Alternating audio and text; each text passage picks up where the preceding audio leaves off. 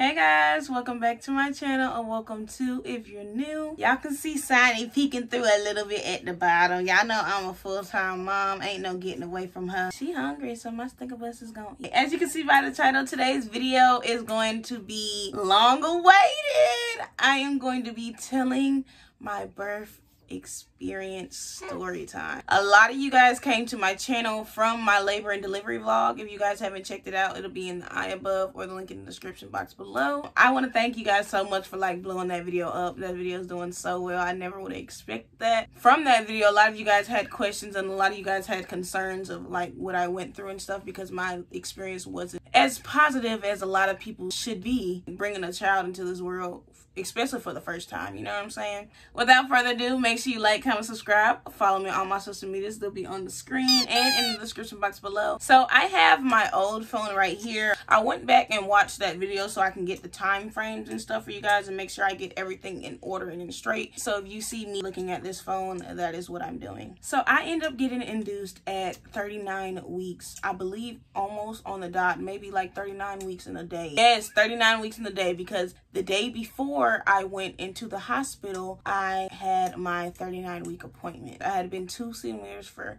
2 weeks straight. So from my 37-week point to my 39-week mark, I had not moved. And I was doing everything I could to get her out. We were all team get Sonny out of here because I couldn't take it anymore. I felt like I was at my capacity. I felt like a whale. I felt like I couldn't get any better. I had been walking. I had been drinking the raspberry leaf tea, you know, the midwife's brew, eating pineapples. I even got like a pedicure. I heard that can induce labor. I've been bouncing on the ball. Everything, y'all. It only got me to 2 centimeters. Once I got there, I was stuck. The only thing I didn't end up trying was the castor oil. I was so scared to try the castor oil. I just had a feeling once I tried that, that was going to be the real deal. Like, it was going to be go time. I've been saying I wanted her out, but like, I'm really going to have to push her out. March 6th, around 1:30 to 2, I had took a tablespoon of castor oil. That stuff is nasty, but it's not as nasty as people make it seem. It tastes like fish and oil, honestly, but it wasn't like, I couldn't keep it down nasty, but it wasn't good. So I took a tablespoon of that. Then I ended up taking a nap. Around 4, I woke up. I didn't really feel anything. I'm like, hey, maybe I ain't take enough. So I took another spoonful. I had also ate some pineapples around that time. I sat there and I think I had watched like a show or something like that. And then I decided to go for a walk because I tried to get a walk in at least once or twice a day. That was around 5:30, and it was about a 30-minute walk. I came back inside at 6 because that's when it started like getting dark. When I got back inside, from like 7-ish to 8, I bounced on the ball and I was drinking my raspberry leaf tea. I sit in front of the TV and bounce on the ball at night and just drink my tea and just have a good time, y'all. I used to be at it. She had an eviction notice. Like, it was time for her to go. Around 8, I started to feel a little cramping in my stomach. But if you guys don't know, castor oil does cause diarrhea. Like, I don't know if this is like starting to be contraction or if I'm just getting cramping in my stomach from my bowel movement about to happen. It started around 8 and then it hit full effect around 9 o'clock. Whew, I was like, okay, I feel it. It wasn't unbearable, but I was feeling it. On and off the toilet with a cramping stomach. Mind you guys, at 8 o'clock, I was on the phone talking with Rico. I told him that I took some castor oil that morning, and he already knew what that meant, so we were kind of excited. Telling him I was starting to feel a little cramping. He was like, ooh, boy, here we go. And I was like, yeah, here we go. Okay, I guess this is it. So I decided to lay down and go to sleep for a little bit. But around 12:15 a.m., my contractions were consistent. They just weren't strong. So they were coming every like 5 to 7 minutes and lasting a minute. When you go into labor, you can't talk. Unbearable pain. But with those contractions, I was still talking. I was just chilling. But since they were consistent, but they weren't strong, I was confused on what I should do. So I called the hospital. I explained my situation. I told him what I did. I said I drank castor oil. I don't know if the pain I'm feeling is contractions or it's cramps. They are consistent in timing, but they're not strong. I'm still able to talk. I'm still able to do all of these things. I told him how far along I am, and he suggested that I should come in to the hospital just in case, since I'm not sure if the pain was actual contractions or not. But I didn't end up going to the doctor. I did end up going back to sleep because, like I said, the pain had subsided. I didn't didn't want to get up there and have to be sent all the way back home because my mom was at work and I didn't want to drive myself. My friend was going to end up taking me and I didn't want her to have to take me all the way up there and then take me back home for no reason. And then plus, if you guys don't know, me and my baby daddy co-parent is long distance. I didn't want to have him on the phone telling him to come on. He drives all the way over here and then into nothing. So I decided to wait it out until they start to get strong. Before I ended up going to bed again, I ended up eating some pineapples and a little bit more castor oil, and I think I ate, what are they called, dates? I think they are. They're supposed to induce labor as well, because like I said, the contractions were slowing down and we were team get this baby out of me. I'm like, hey, why ain't I feeling no more pain? Like, it's supposed to be speeding up, not slowing down. So I took a little bit more, not even a half a spoonful. It was just a little bit because honestly I was starting to get scared. I knew it was coming. My contractions started to get unbearable and I woke up out of my sleep. Honestly, it was a point in time where I couldn't even go to sleep. I was tossing and turning in bed. I was on and off the toilet trying to use the bathroom, but I didn't have to poop anymore. It was just constant pain. So I kept thinking I had to poop. Or I finally decided to go to the hospital at 4:05 a.m. This is now March 7th. The contractions are every 7 minutes, lasting for a minute. I have pictures that I can insert on the screen. My friend Jemiah, she ended up coming to pick me up, and mind you guys, it's 4 o'clock in the morning. I am not hungry, but I knew if I ended up getting admitted, I wasn't going to be able to eat anything. So I just grabbed the quickest thing I could find. Some mangoes in the fridge. I grabbed the mangoes. Honestly, I really didn't even want those. I think I ate like 1.5. They were like pre-sliced mangoes. That's all I had eaten for a while, y'all. At 4:50, I made it to the hospital. So I needed to dilate 2 centimeters in 1 hour in order for them to give me a room and keep me. They monitored me. He hooked me up to my IV. He ended up blowing one of my veins. When I tell you guys that shit hurt, my arm was hurting like almost the whole day. He blew my first vein before he actually got it in my second. Yeah, that was the first time I didn't have my IV in the crevice of my arm. It was actually a little further down. I'll try to insert a picture so you guys can see. Like, maybe that's why he had some trouble. I was sitting there with my friend Jemiah talking, chit-chatting. My contractions honestly were gone. I wasn't feeling any pain and I just knew that was going to happen. If you have a sore throat or a toothache or something like that, you wait it off, and it just keeps hurting, and then you finally like, okay, it's been hurting for a while. Let me go to the doctor. As soon as you get to the doctor, the pain is gone. So that's literally what happened. So I did not dilate whatsoever. Mostly the whole time I was sitting in triage, I did not dilate. My contractions were still consistent. They just weren't strong enough to dilate my cervix, so they weren't helping me make any progress. I believe that caused me to have high blood pressure. I was low-key having high blood pressure problems my whole pregnancy. Most of the time when they checked my blood pressure, they had to do it twice to get a more accurate reading or to help it go down a little bit. When I ended up getting in there, they said that my blood pressure was irregular and they were a little scared of me getting preeclampsia. Since I was so close to the end of my pregnancy, they didn't suggest that I go home. They suggested that I stay and get induced. And honestly, y'all, I feel like I really didn't need to get induced. I don't feel like I would have got preeclampsia if I would have went full term. I wanted to go natural. That was the whole plan from the get-go. I wanted to go natural. I was okay with getting pain medicine like Tylenol and stuff like that. I just didn't want to get induced and I didn't want epidural. I didn't want to get induced because I heard those contractions are way worse than natural contractions. And then I knew I was going to have to get the epidural in order to stay sane. Like I said, I kind of was over having her in me. Like, I just felt like I was at my breaking point. So I asked them, if I do get induced, can we try everything before Pertos bounce on the ball, do the little peanut before we go to the last resort? And they said yes. So I gave in. 8:45 that morning, I ended up getting in a room. I called Rico and his mom and they were on the way. I did end up dilating like 0.5 centimeters while I was still in triage. So at this point I was 2.5 centimeters. Like I said, they wanted to keep me because of my blood pressure, not because of how fast I was dilating. Now it's getting morning, y'all, and I was starting to get hungry, so they ended up giving me some ice chips, some shaved ice chips. I don't remember the flavor, but it tasted like pina colada. That stuff was good. I was killing that ice. It just felt like paradise for the time being. And they also started me on the peanut right away. So as soon as I got in there, they put the peanut in between my legs and I sat there. I think it was every 30 minutes I had to be rotated. So every 30 minutes I would turn to my left and then another 30 minutes I would turn to my right. Push the process along. That's the position you lay in with the peanut is supposed to help some type of way. I honestly forgot how they said it. She was already head down. The whole time I was in triage, every nurse that came in and checked me, they ended up like oh my gosh, she's like so far down, like, oh, she's like head down, like she's right there, like she's right there. And I'm like, okay, but what does that mean? Like, I'm still not dilating. So honestly, the peanut ball wasn't doing anything. We had already been there all morning. So at 11:40, they started me on Pitocin, and I was getting 2, I think it's like milliliters or something like that, every 30 minutes. After 30 minutes, that 2 will become 4, and another 30 minutes, that 4 will become 8. So at the time, my max was 20. So 12:10, Rico and his mom ended up showing up. We ended up all guessing how much we thought she was going away and what time she was going to come out. Some time passes by. At around 1 o'clock, I ended up getting some fentanyl medication.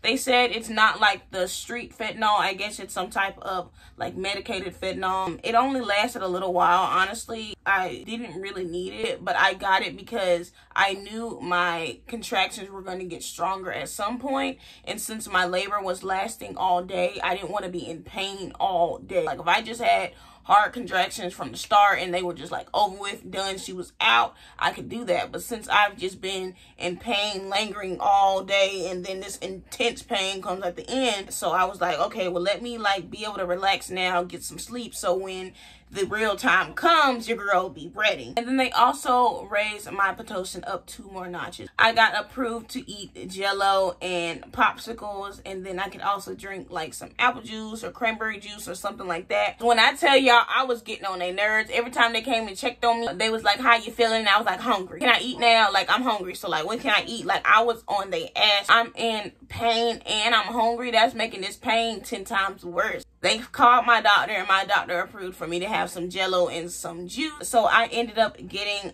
apple juice and 2 Jellos. I don't even like Jello, y'all, but when I tell you that Jello was the best thing on earth, it was already 1. And like I told you guys, I haven't eaten anything since those 2 mangoes at like 5 o'clock in the morning. At 4:21, I had reached 18 milliliters, and I still had barely dilated. My doctor approved for them to go ahead and raise my max to 30 milliliters. And I decided to get the epidural. They told me he was going to be on his way at 5 to break my water, because they were like, your contractions aren't as strong because your water hasn't broke yet. So they say when your water breaks, you're going to start to feel all of those contractions. Oh, okay, I'm already on Pitocin. Like, I'm higher than the max I'm supposed to be right now. It wasn't doing anything. I'm not feeling anything right now. If my water is going to break, I'm going to automatically feel that pain like that. So I was like, at this point, nothing has went how I wanted. Forget the going natural. Give me the epidural. She was like, if you want epidural, tell me like ahead of time, because it's probably going to be an hour process. I can put it in, but they may not get to you in time. And a lot of times they end up going into labor. Epidural didn't kick in. It's 4:10. My doctor's on the way at 5 o'clock. If it's going to take an hour, give it to me now. So if he breaks my water, I won't feel a thing. It didn't end up taking nothing but 5 minutes, y'all. As soon as I asked for the epidural, the anesthesiologist was in there like that. This is red flag number 2 when my labor really took a turn. The first red flag was me getting induced in general. This anesthesiologist I had was extremely rude. I have video proof, video evidence. I was asking her how it would feel and things like that, and she was just like, first it's going to feel like a bee sting, and then you're going to feel pressure in the middle of your back. So is it like a shot? It's like a shot, and then after the shot there's a lot of pressure. When I numb up the skin, it feels like a bee sting. It lasts about 10 seconds. It's pretty annoying, okay? And then after that, she felt like weird pressure in the middle. She was telling me to arch over like so. And honestly, she was getting really upset with me because I was moving a little bit, but I wasn't like full on like running away from. I would just kept arching my back because for one, that position was uncomfortable anyway. She had said, you're gonna have to keep still. And the nurse that was like holding me, like she was actually really sweet, talking me through it or whatever. She was like, well, maybe we should try a different position. The anesthesiologist was like, no, she should be able to get comfortable in this position. All right, so we're all sorts of out of position, okay? It's not gonna go in if we don't get in a good position. So come back and put her legs down and like spread her legs like that. I don't know. I mean, she should be able to stay in position in this position. So I'm crying, y'all, because this shit hurts so bad. Like, nobody told me that the epidural process hurts. They just always talk about how the epidural is amazing and they don't feel anything afterwards. They never told me anything about epidural being painful going in. So, like, this is not what I expected. And when I watched the video, it was a mannequin. The mannequin obviously don't feel nothing, so I didn't know it hurt. And she kept saying you should feel everything going into the middle of your back. If you feel anything on the left or on the right, let me know so I can put it back in the middle.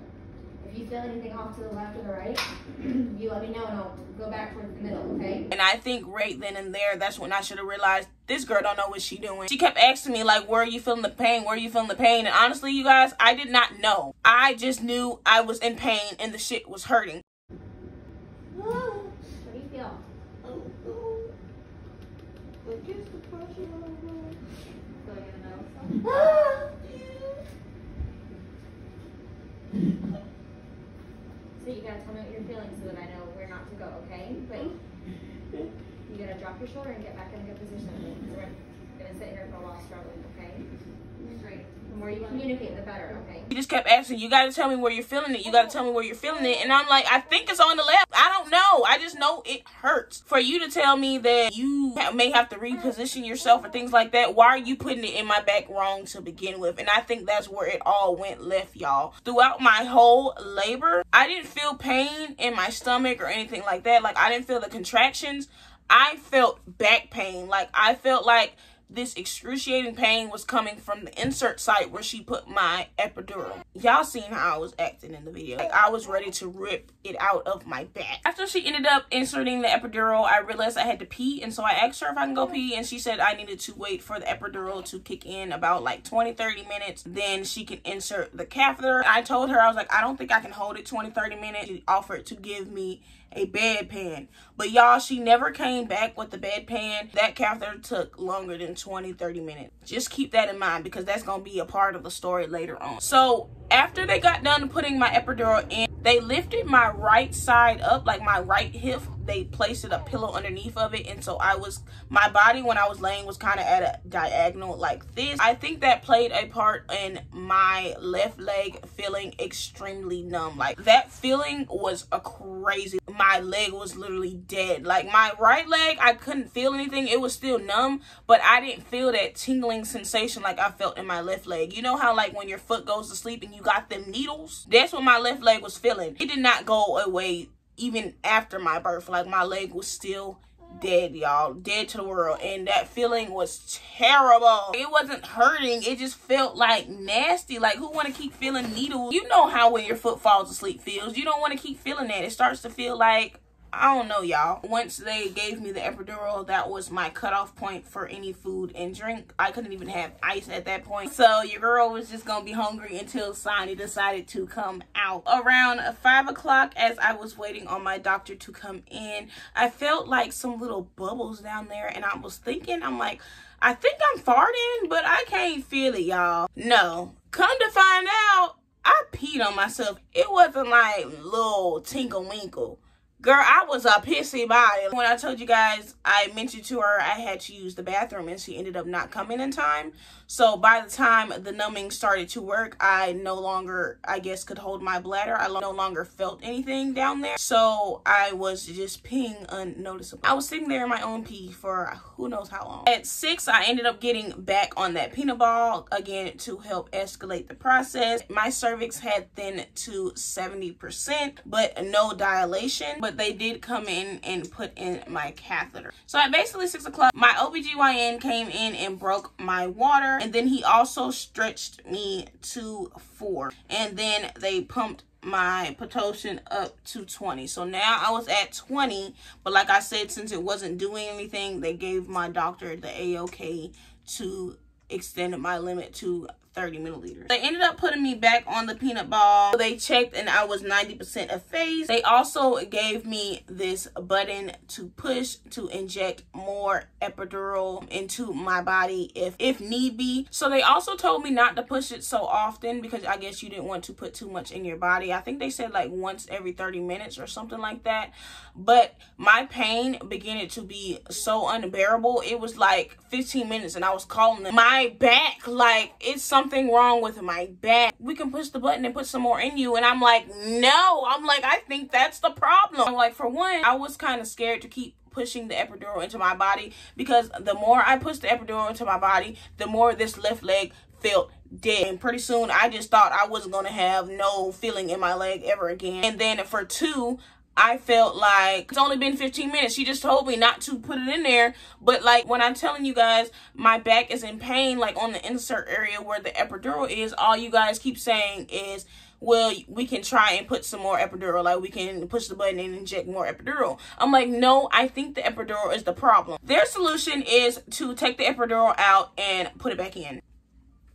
I'm sorry. I just went through hell the first time. You want me to go back through there again? What if it's wrong the second time? That means I just went through that pain twice for what? I was about 8 centimeters at that point. I said, we're already halfway there. I'm not going through that pain again for no reason. I'm just gonna thug it out. 10:06, I told them to just cut my Pitocin completely because I was in too much pain. I was screaming and hollering. You're gonna be an excellent mommy. And nothing else, you're gonna show her how to cry. Okay. I just couldn't take it. I said, cut it. Like, I need a break. I can't do this right now. I'm not getting a break. They're not stopping, y'all. They're back to back to back. And the epidural ain't doing anything. I needed a break. That epidural pumping into my back was killing me. Let's take a 30, a 15 or something. Shout out to my baby daddy. He was real when he pulled through. He was over there holding my hand, and I was squeezing the fuck out of his hand, y'all. Like, every time I had wind coming, I was, I really appreciate him. I was still hooping and hollering, y'all, screaming and crying. They kept trying to put me back on the ball. They kept saying, well, we need to get you back on the ball. We need to get you back on the ball. And I kept saying, fuck that damn peanut. Every time I get on the peanut, that's when my back decide to cut up the most. I could be just sitting there just fine. And I'm like, okay, let's get on the peanut. As soon as I got on that peanut, my shit sparked. I said, ooh. No peanut, no peanut. So they kept trying to just like bribe me to get on the peanut, but I was in so much pain, y'all. I was moving around, and she had said something to me. She had said something like, you're gonna fall off the bed if you don't sit still, or something like that. And at that point, y'all, I had it. I was in pain. Y'all had already been rude to me all day. I'm hungry. And y'all keep suggesting shit that don't make sense. I went off on her. I said, I'm not finna fall off the fucking bed. I'm not stupid. I see the edge and blah, blah, blah. And the whole room went quiet, y'all. The whole room was quiet. Rico and his mom over there snickering and stuff. And I'm just over here like, I'm still in pain. But like, I had to tell her something because she was making me feel like I was stupid. Talking about something, you gonna fall off the bed. Like, I can see where the edge of the bed at. I was just sitting up because I was in pain and y'all want me to keep laying down. I didn't want to lay down anymore. Laying down was making it worse. So I had to give her a piece of my mind. At 11:52 p.m., y'all, mind you, been in pain all day. 11:52 p.m., I had reached 9 centimeters and I had knocked out, y'all. There's video proof of me snoring. Hey, y'all, giving y'all another update. So the second epidural has worked, so she's able to get some rest.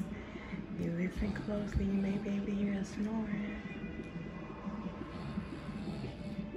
I honestly don't even remember getting that sleep. To my knowledge, I was up the whole time in pain. Like, I guess that sleep was so good, it just happened out of nowhere. I didn't even expect it, don't even remember it. I ended up being fully dilated, but they wanted my baby to drop a little bit more, which I honestly didn't understand because, like I said, from the beginning, since I was in triage, they were telling me that my baby's head was already like so far down. Like, they were like, she's like head down, like she's there. And so when I finally got dilated and you're telling me y'all want her head to drop some more, I'm like, I thought she was dropped enough. It's just like every time I get somewhere, it's just always something. Said I was at a +1, but they wanted me at a +2. I had ended up stopping the Pitocin again just because, like I said, y'all, I had been in pain all day. And here it is about to be the next day, and I'm still in pain. We had to take another break. So to help her head drop some more, they had me sitting in frog position for 30 minutes.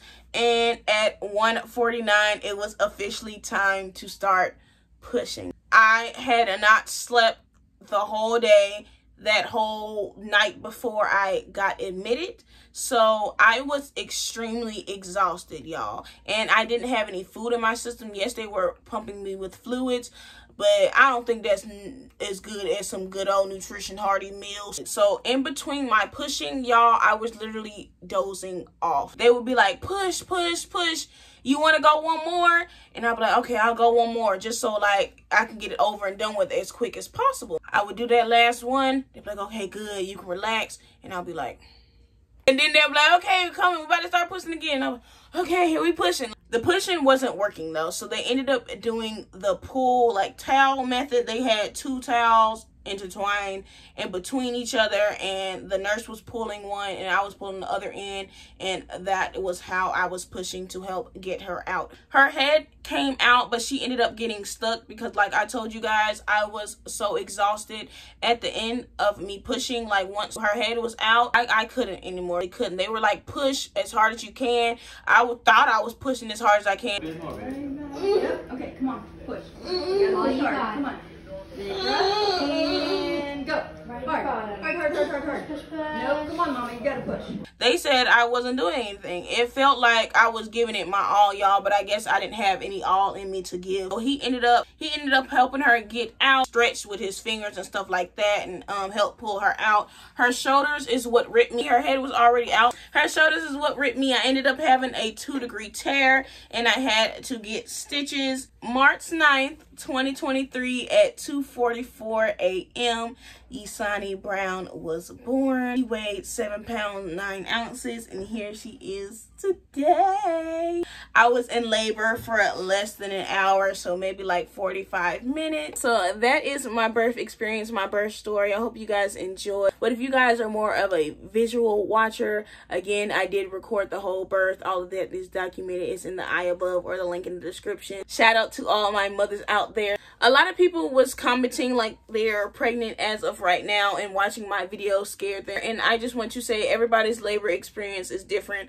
Almost all of my friends had a great labor experience. I was kind of just the unfortunate one. So take my experience with a grain of rice. I was just showing everybody that labor isn't always as positive as they put out there, but that doesn't mean that your labor is like mine, be like the best day of your life. Mine is still, of course, best day of my life because my stinkers was here. I was showing her the video of me pushing her out and stuff on YouTube, and I was recording her, and while she was laughing, I was like, you see all the pain you put me through? Like, you did not want to come out, you was being stubborn.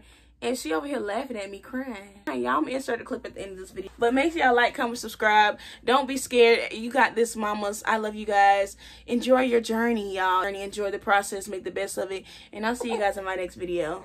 Say bye, Sonny. We done. Bye.